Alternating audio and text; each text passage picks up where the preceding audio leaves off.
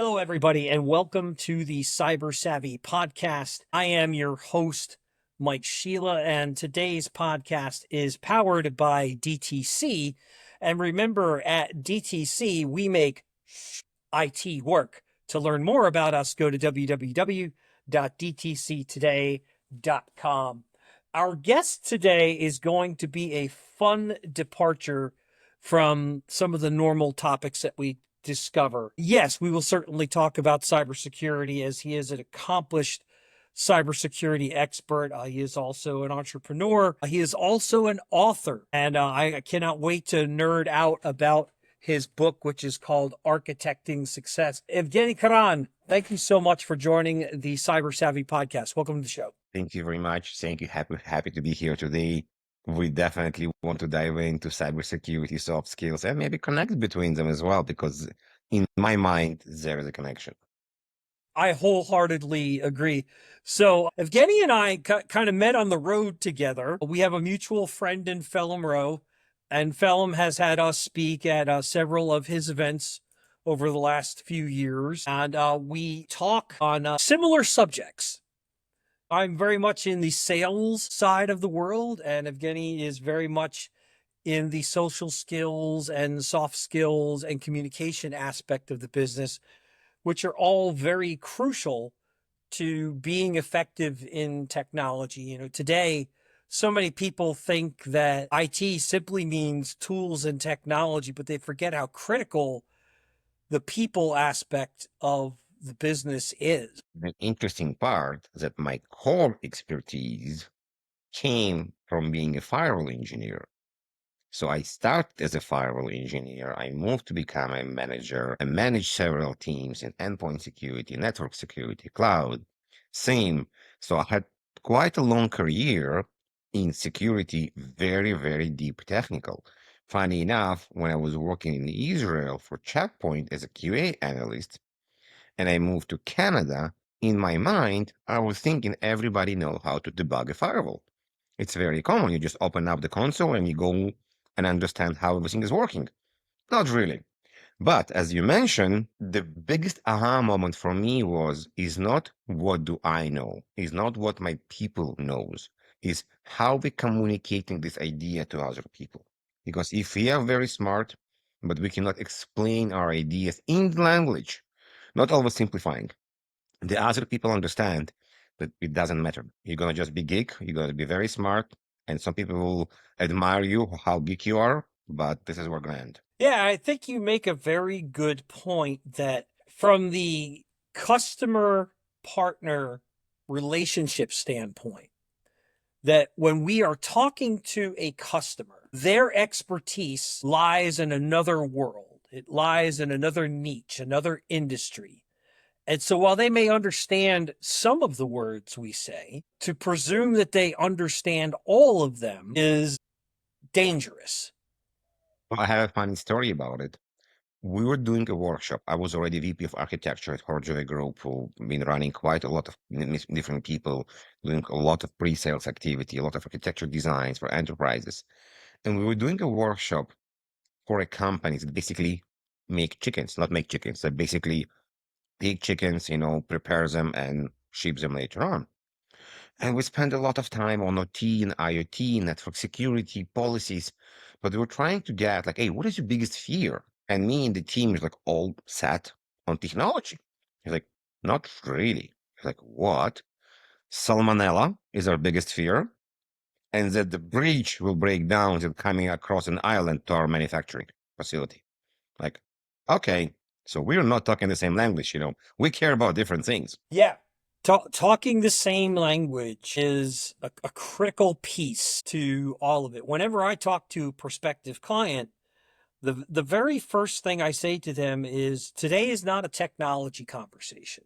Today is a brand and revenue conversation. I just happen to do that through technology. It is very important to understand and speak the language of what the customer wants. And understand if they want to talk business terms, if they want to talk technology terms, what is the biggest and most important outcome of this conversation with a customer or with a particular person we're talking. So let's go back to the beginning, as the saying goes, Evgeny. You've been in this industry a long time now.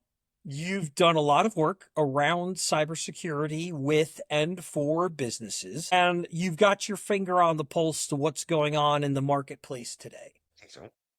If you had to identify that one thing today that businesses are missing as far as cybersecurity is concerned, what's the number one thing that when you talk to a business that they more often than not, they seem to be missing or they seem to be overlooking? As not sexy as it is, we're coming back to the basics.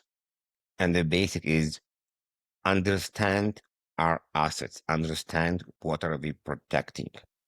And this is a fundamental step to later on understand what's our crown jewels, what is the most important parts out of our business that we need to protect.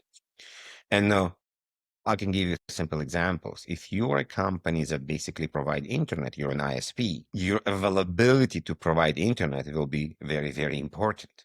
If you're a marketing company, you may don't really care about the internet. You may probably do hotspot from your phone, but the designs, for example, if you like digital marketing, let's say, the designs of the companies you have, let's say I work with a company that doing digital marketing for some of the brands in automotive like Audi, BMW, the intellectual property of the cars that the BMW are going to be releasing, this is their crown jewels.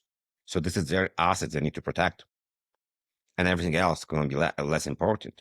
So every company has something unique about them, what they care about. Like we spoke about the chicken manufacturing companies, it's all about the chicken. So understanding the assets we have and understanding the priority or the crown jewels of these assets and what do we need to do to protect them.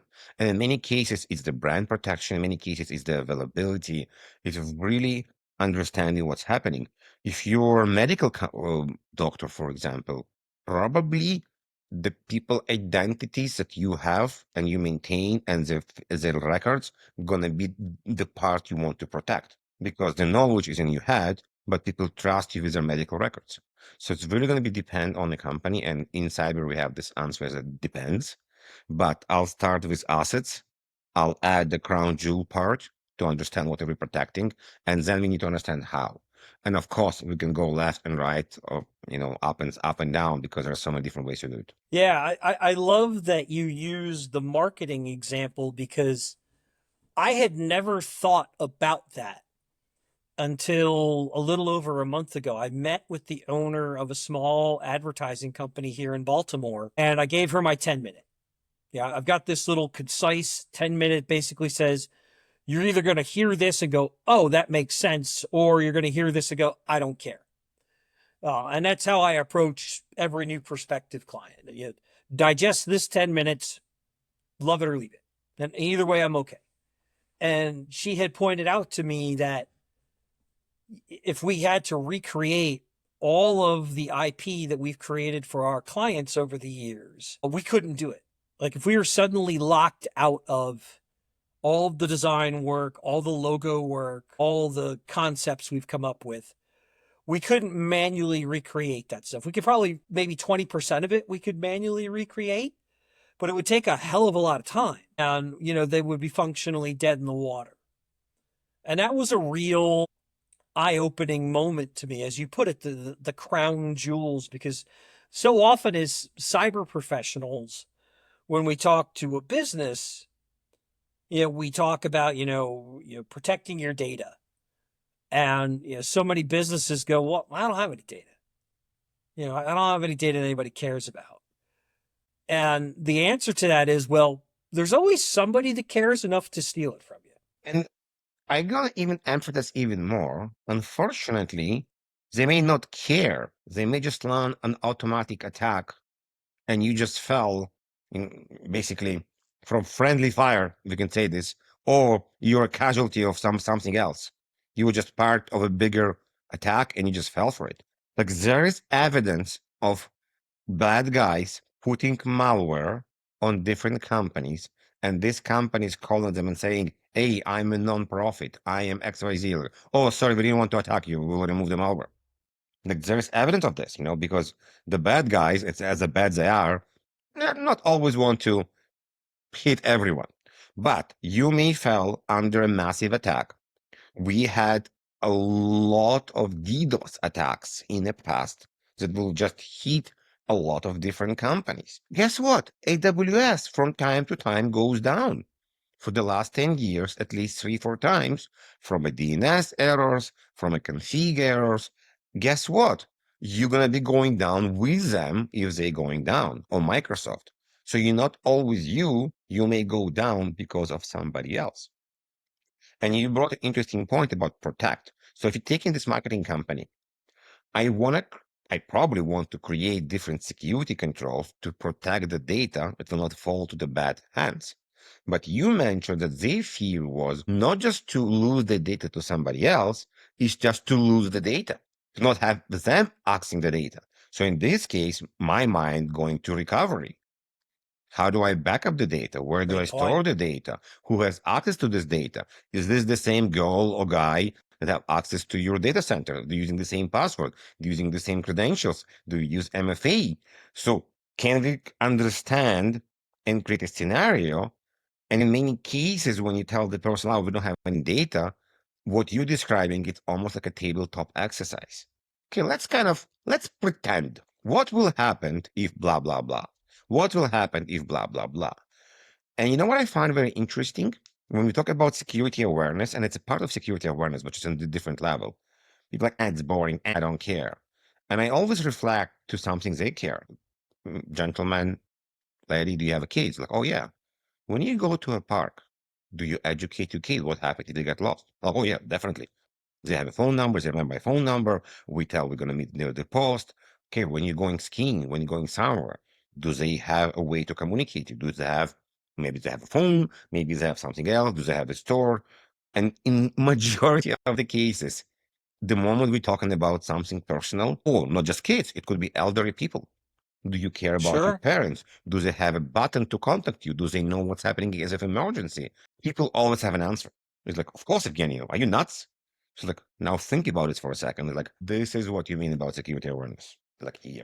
Yeah. And even beyond that, because we just covered a really important topic, which is losing something of high value to the company, like intellectual property. I met with a friend of mine, owns a small solar company. And this was just a catch up. He and I hadn't spoken in a while. It wasn't a sales pitch, but it ended up Wait a turning into second. one. Isn't this ABC always be closing? You're not always a sales pitch? You and I could have a very long conversation about Glengarry Glen Ross and how that ruined the sales industry. Okay, I don't forget. I worked with Robert Herjavec for 17 years. Beside the movies, I saw it live all the time. I saw in front of my eyes how this every conversation somehow we turn to a sales. Oh, Robert, can we take a selfie for my daughter? Definitely. What are you guys doing for the business? Yeah, there's definitely a seed of truth there. But so this friend and I were just chatting back and forth, and he didn't have an ISP, or I'm sorry, an MSP, and someone got a hold of his username and password for his Microsoft 365 address and used that as a spam bot. Sent out 10,000 emails through his email to the point where Microsoft shut down his email because they thought he had just gone rogue and was. So now he's dealing with several things. One, huge brand damage because all of these people got these bogus emails supposedly from him. From a functionality standpoint, his legitimate business can no longer contact him through his old email. And he now has to create a new email, which is not the end of the world. But when you think about just the basics of, my website has my email on it and my business card has my email on it and all these things that came out of that. And that's just simply because this person had access to his username and password for his 365 account. And then that begs the question, well, what else was he doing within 365? Was he utilizing SharePoint? Was he utilizing Excel? Was he utilizing Word? The whole suite that comes along with that, was he utilizing Defender? So was that the same login for all of those things? And I think that's the piece that particularly your small business owners, I think if you talk to your average CIO or CTO, they get that concept that, it's a domino effect that can quickly knock over several things. But I think your average business owner walking the streets doesn't think about that impact. This is very interesting. And it's a psychological problem in my mind, not a technology problem. You mentioned this particular friend has a solar business. He's talking to my accounting. They're like, hey, here's my finance. Let's do a Zoom call. They're like, oh no, I don't like Zooms. Don't work for me really well. Like, okay, I'll come over. We're coming over, and she sent me some document, and I start asking for basic questions. Like, no, I don't know. This is not what I understand. I'm like, do you understand you holding all my finance? Like, who's taking care of your IT? Like, now it's personal for me because she has no idea. Oh my, she's a brilliant finance person, but the way she stores document, what she does is out of her understanding. So we end up talking to her IT person. I explain my frustration in some of the things how she does.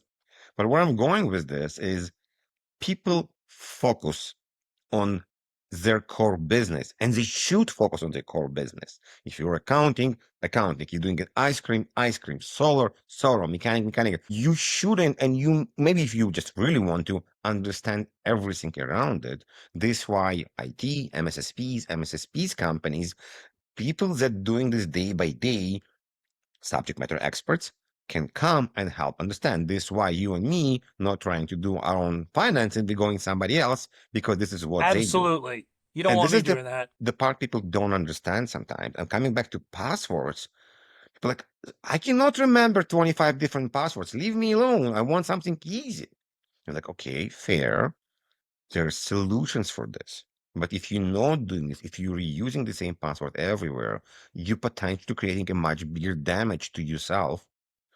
There is stories right now. We don't have to go deep to companies. There is stories about influencers.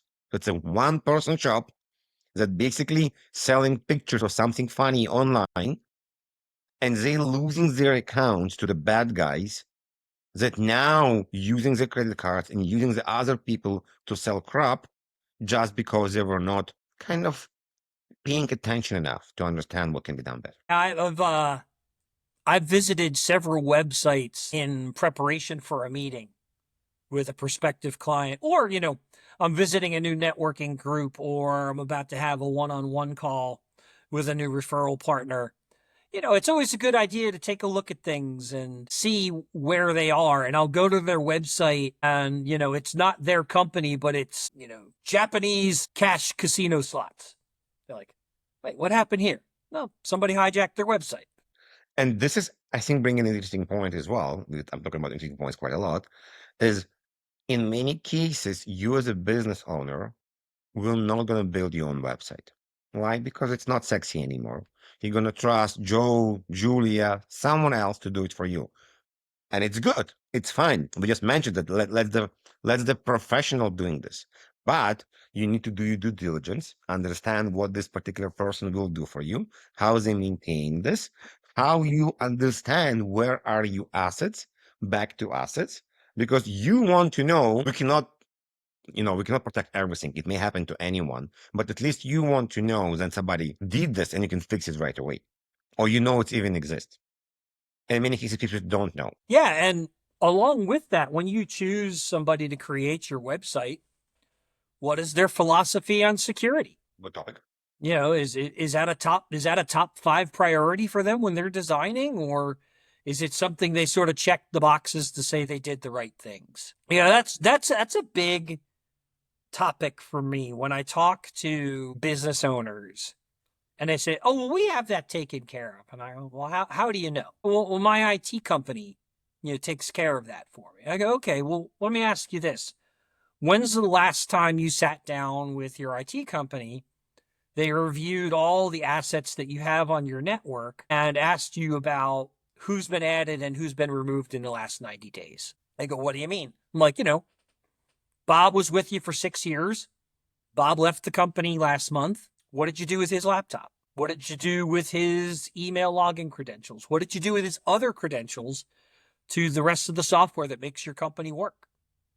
You hired 100%. Mary. Did Mary get Bob's old laptop or did you give her a new one? It is definitely a problem. It is definitely a part people need to understand. But you know what? We're making this a bit very, very complicated.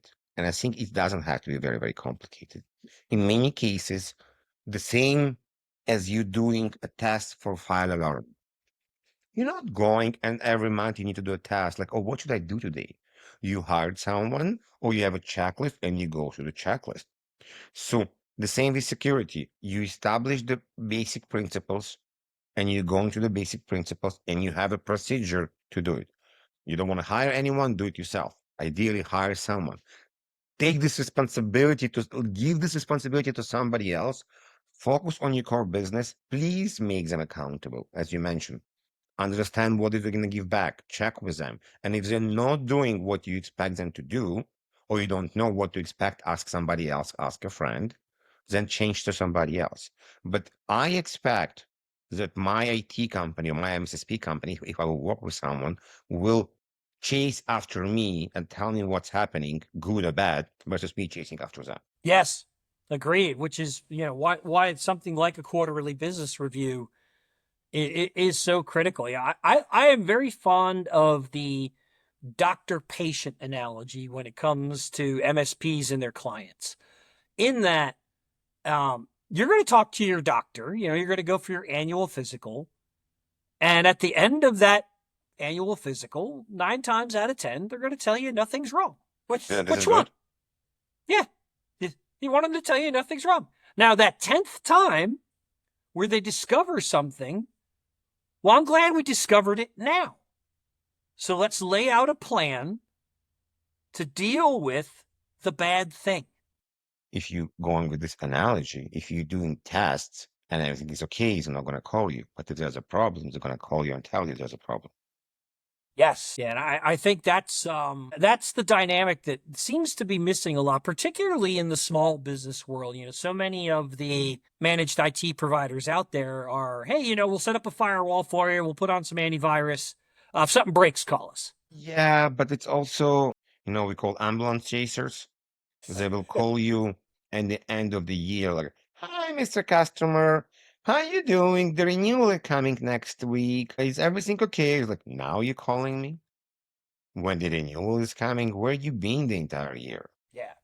It's got to be proactive and it's got to Yeah. deliver value for the client. So, Evgeny, this has been a great first segment. Would you please, before we wrap up, tell our audience how they can get in touch with you? And in the second segment, we're going to talk all about your book. I'm very excited.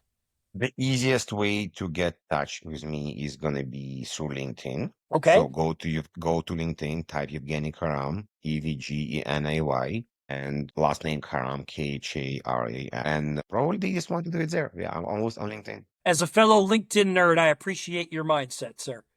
All right. Well, to our listening audience today, thank you for tuning in again to the Cyber Savvy podcast. Be sure to come back next time because we're going to talk about Evgeny's wonderful book, Architecting Success. And remember, this episode was powered by DTC. To learn more about us, go to www.dtctoday.com. And remember, at DTC, we make IT work. Thank you.